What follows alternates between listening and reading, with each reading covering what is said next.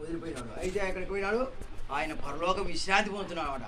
అటువంటి విశ్రాంతి పోవడానికి మనకు కూడా ఏం కావాలా? ప్రభునందు మృతి పొందాలి, ప్రభులో ఉండాలి, ప్రభులో జీవించాలి. అటువంటి వారు ఆయనతో పాటు కూడా మనం ఉండగలుగుతాము. ఆయన వారి క్రియలు వారి వెంట పోవును. ఎప్పుడైతే ఆయనలో ఉండి మనం జీవించినప్పుడైతే వారి క్రియలన్నీ కూడా ఆయన ఉంటాయి. ఆయన ఏం చేసినట్టు దేవుని కొరకు ఏం చేసినాడు, ప్రజల కొరకు ఏం చేసినాడు, ఇవన్నీ కూడా ఆగిపోతాయి. అప్పుడు ఆయన తీర్పు జరుగుతుంది.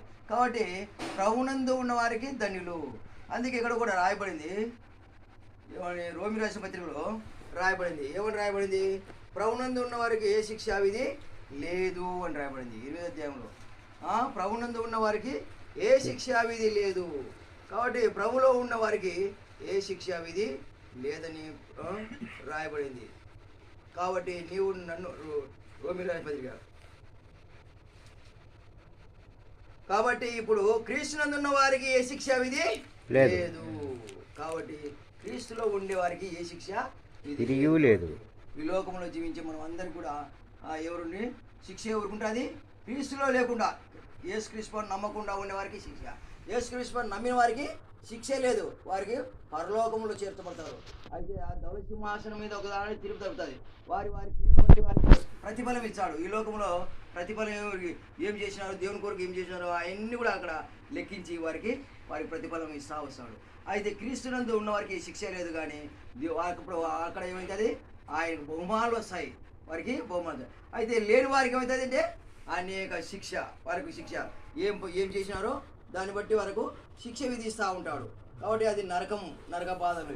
అందుకే ఇక్కడ రాయబడింది 113వ కీర్తన 32 కీర్తన మన పాప